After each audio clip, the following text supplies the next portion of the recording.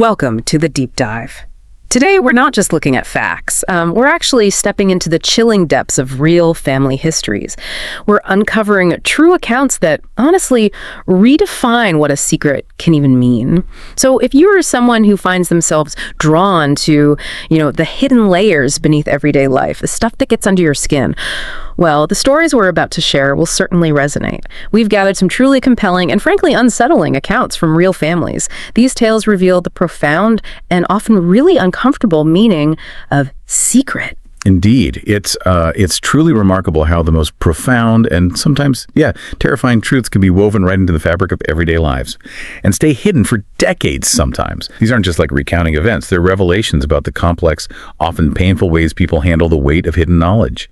And, the unexpected turns life takes when those truths finally surface. That's a really crucial observation because these turns, they often hinge on secrets that just reshape everything. So settle in. We're about to unveil some truly dark family secrets plucked from the darkest corners of real life. Stories that will leave you wondering about what's untold behind every closed door. Okay, our first story. It starts with a childhood marked by this sudden, really drastic change. The narrator was just 7 years old, and their family makes this huge move. They go from a cramped single-bedroom apartment in the city to this sprawling 5-bedroom house in the suburbs.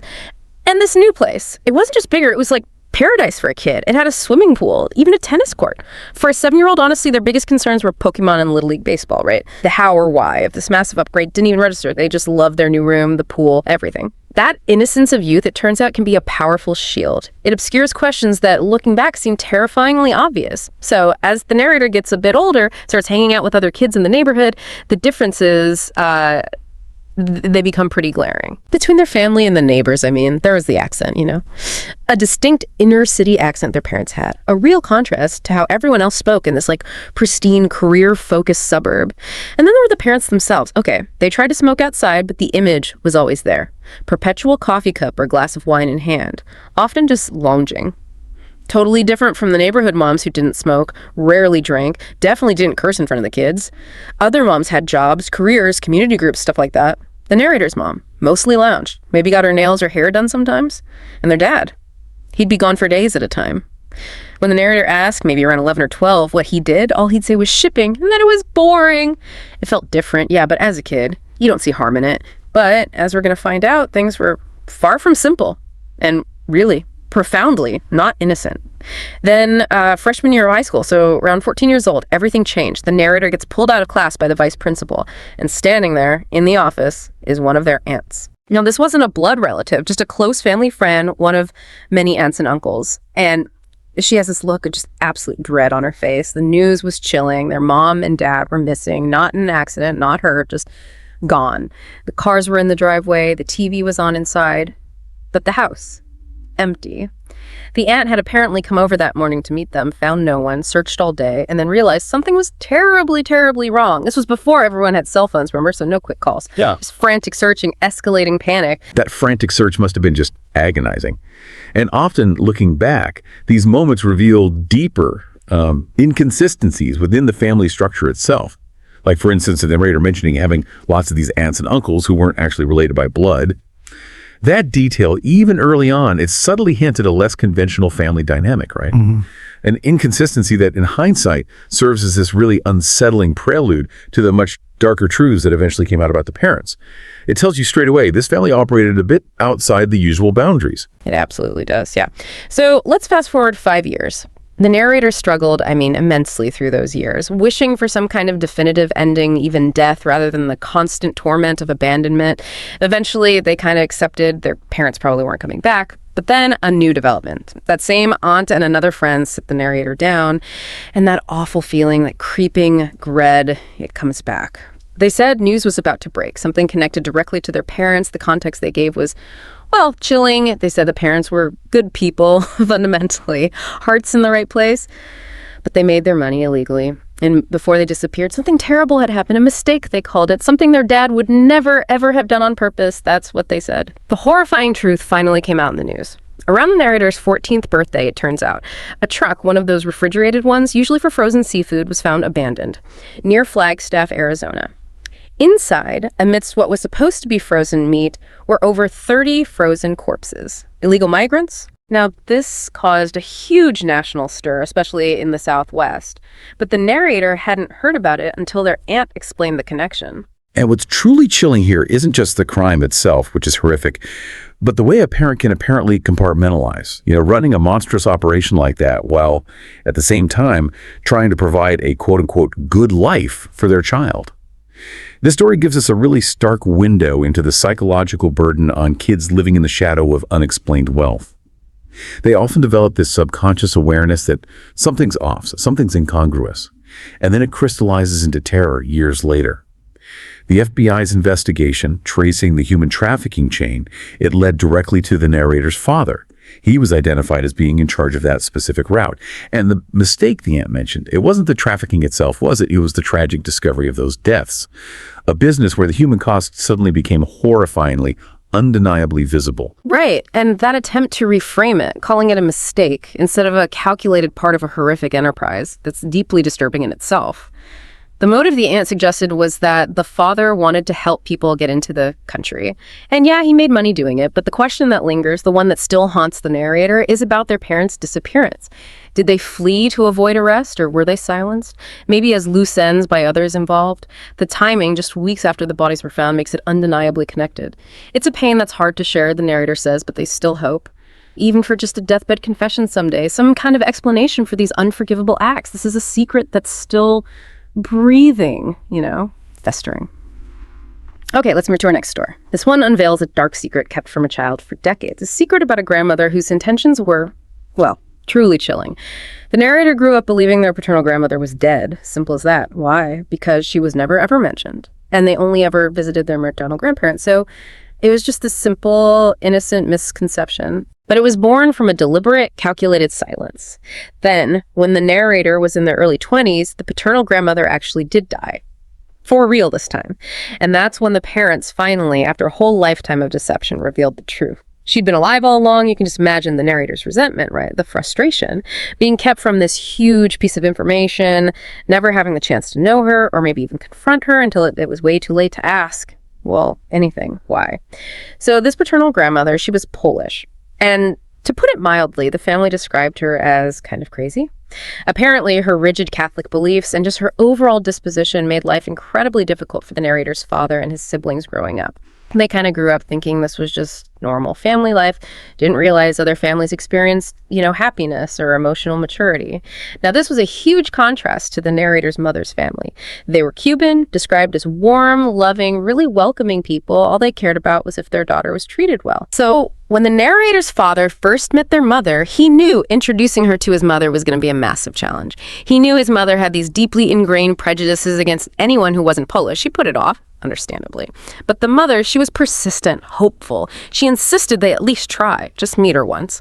So a dinner was arranged. At Grandma's house, Grandma insisted on doing all the cooking herself. She made this traditional Polish stew called bios. And initially, things seemed to be going okay, better than expected even. Everyone was being polite. The stew was actually pretty good. But then, completely out of nowhere, the mother suddenly projectile vomits all over the dinner table. Just totally unexpected. Caught everyone completely by surprise. Mortified, obviously, she runs to the bathroom. The father, completely flabbergasted, starts looking around for something, anything, to clean up this appalling mess. And this is exactly where the grandmother's reaction shifts, doesn't it? It goes from just peculiar to outright sinister. Despite being known as this intense germaphobe, like someone terrified of chemicals, only use natural cleaners, she tells the father, no, sit down, finish your food. Well, she goes to get paper towels. To the father, this made zero sense. Her usual aversion to germs, her phobias, should have made her frantic to clean it up immediately, right? Not tell him to keep eating with vomit on the table. It immediately set off this huge, blaring red flag in his mind. And rightly so, absolutely. The father, he pushes past her bizarre insistence. He's going to get a dish towel himself from under the kitchen sink. But the grandmother tries to physically block him, looking like she's trying to hide something back there. His suspicion just explodes into outright panic. He shoves her aside, opens the cabinet door, and there it is, partially hidden, but unmistakable. A bottle of bleach. The horrifying realization just hits him like a punch to the gut. His own mother had tried to poison his girlfriend. When he confronted her, the grandmother made this chilling admission. Yes, she had put bleach in the stew. Just a tiny amount, she claimed. Not, she insisted, to kill the mother, but to kill the baby she assumed the mother must be carrying. Because in her twisted logic, the only possible reason her son would bring home a non-Polish girlfriend was if she was pregnant. See, in her view, nobody did anything for good reasons. There always had to be some ulterior, usually malicious motive behind everything. The aftermath was just chaos. A massive fight erupted, things got smashed, the police were called. The grandmother starts speaking only in Polish, grabs a kitchen knife, threatens to stab herself. The cops end up pointing their guns at her. It was a whole scene. Incredibly, though, the mother, showing just immense grace, really didn't press charges, but she laid down one absolute condition. The grandmother was to have zero contact with any future children they might ever have. None. The father, finally seeing the true depth of his mother's mental deterioration and especially her complete lack of remorse, eventually cut ties with her completely. The narrator wraps this up by saying they feel this profound hatred for their grandmother's actions, her unrepentant nature, and just the lasting bitter pain of that secret being kept for so long. Okay, story number 3. We're going back to childhood again for this one.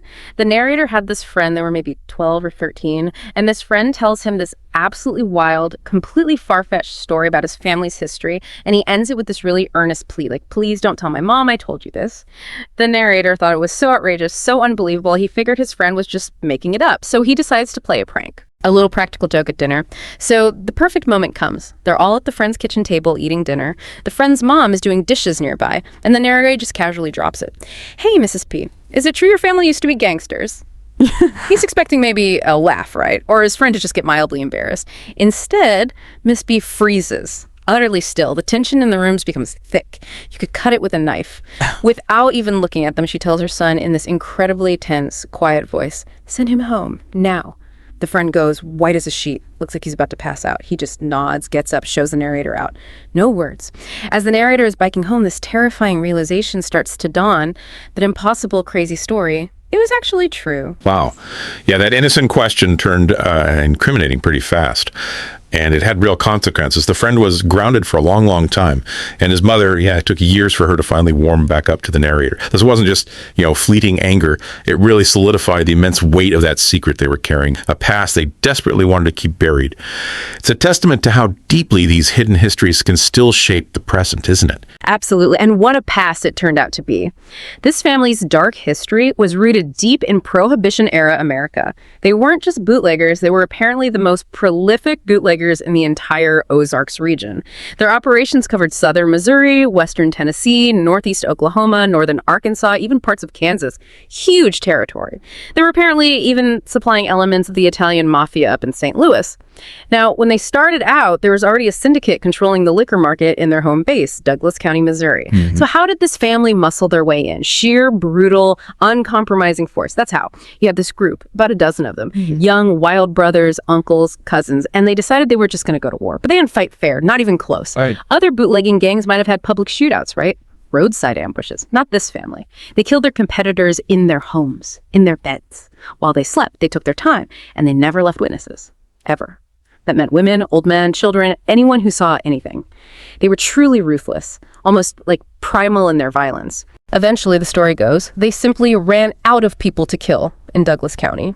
They'd completely taken over the local bootlegging business through just horrific attrition, and their method for expanding into new areas, just as brutal, just as simple. Competitors got a choice. Join us, take a cut of the earnings under our control, or pack up and leave. No.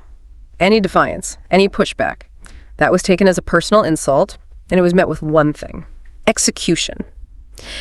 The narrator's friend shared a couple of particularly gruesome examples that really paint a chilling picture. Example 1, there was this small distillery that refused to shut down when they moved into the area, so the family tracked them for months, ambushed them, shot them up, tortured anyone who survived the initial attack, trashed all their equipment, and this is just pure barbarity. They burned the bodies, and supposedly they drank, danced, even had someone playing the fiddle around the fire, celebrating.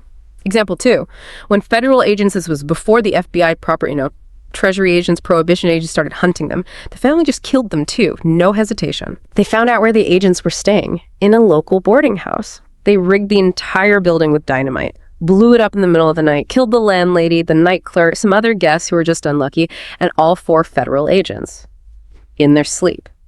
After extreme acts like that, especially killing federal agents, the government response was massive. The feds rolled into Douglas County in full force, like an army. That's what finally forced the family to flee. They scattered, went out of state. which is how they ended up in the location where the narrator knew them, far, far away from their notorious, deadly past.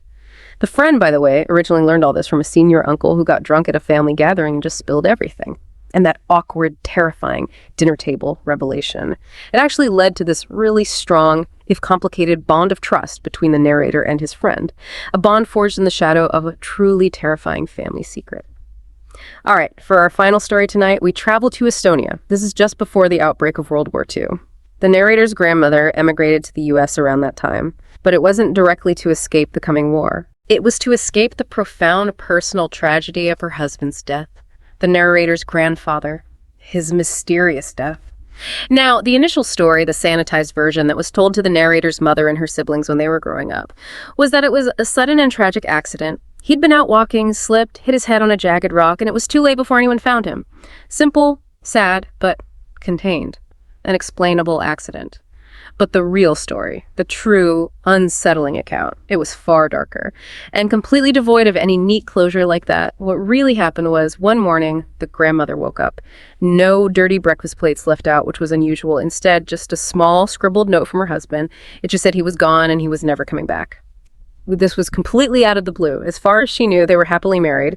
This sudden, unexplained departure made her question his sanity immediately. She reported him missing to the local constable. They organized a search of the woods and fields around their home. Found nothing. Then, the very next morning, before the search could even properly start again, an altar boy comes running from the church. Breathless. Terrified. He'd found a dead body in the church cemetery. It was the grandfather. A doctor was called to the scene naturally, and he determined the cause of death. He had frozen to death. Hypothermia. It appeared he had simply gone into the cemetery at some point during the previous day or night, laid down, and just stayed still until he succumbed to the cold. Such a profoundly lonely image, isn't it? Desolate. A quiet surrender in a place meant for final rest. And here's where it gets truly, deeply unsettling. A detail that just chills you to the bone. He wasn't just lying anywhere in the cemetery. He was lying perfectly aligned right on top of an old, unrelated grave. This grave belonged to a woman who had died many years before, when the grandfather himself was just a child. The deliberate choice of this specific grave, this particular spot, remained this terrifying mystery to the townsfolk. Why there? The official explanation kind of defaulted to, well, he must have just lost his mind, snapped. But the questions never went away. Why that grave? Why choose such a, well, almost poetic, but also incredibly painful way to die if it was self-inflicted? Those questions haunted the family, became like a curse hanging over the grandmother, and that inexplicable tragedy, that lack of answers, is what prompted her emigration to America. She was trying to escape not just the memory, but the crushing weight of the unknown. When she finally, years later, told her adult daughter, the narrator's mother, the full, true story, the mother became consumed, obsessed with finding answers her mother never could. Which, in turn, just caused more pain for the grandmother, who had tried so hard to shield her daughter from the very uncertainty that had tormented her own life. The narrator says they personally believe it was likely a severe manic depressive episode, a mood disorder causing extreme shifts in mood, energy, behavior, something clinical. But they also acknowledge the darker interpretation, the local Estonian folklore some family members still whisper about. They believe it was a supernatural curse from the witch whose grave he lay on, and that the grandmother fled Estonia to escape that curse's grasp. But for the narrator, the ultimate terror isn't ghosts or curses. It's something much more real and maybe even more inexplicable. It's the horror of thinking about a stable, hardworking person just walking off into an icy cemetery one day, laying down on a stranger's forgotten grave, and simply giving up the fight for warmth, for life itself. It suggests that such a quiet, unexplainable surrender could, maybe inexplicably, befall anyone. And that is a deeply disturbing thought to end on. Wow. These stories, they're just such a stark reminder, aren't they? Reality can often be so much stranger and, frankly, far more terrifying than any fiction we could possibly dream up. The layers of deceit, the chilling motivations behind some of these actions, the enduring impact of these secrets across generations. They don't just leave a mark, they actively shape the lives of everyone left behind. Yeah, exactly. And what's fascinating, really, is how each narrative, in its own unique way, explores that profound impact of secrecy. Whether it's the crushing weight of a hidden crime like the first story, or a disturbing act of manipulation like the grandmother, or a violently buried past, or just an unexplained tragedy, these secrets shape not just individuals, but entire family legacies, don't they? Often in ways no one could ever foresee when the secret began. Mm-hmm. And the questions they leave hanging in the air, the emotional fallout, it's really something to sit with. We really hope these chilling tales have given you a A lot to ponder about the hidden depths of human experience and maybe the terrifying power of what some families choose to keep buried.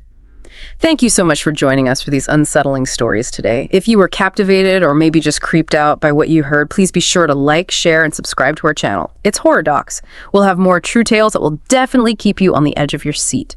Until next time, stay curious. And remember, some secrets really are best left undisturbed.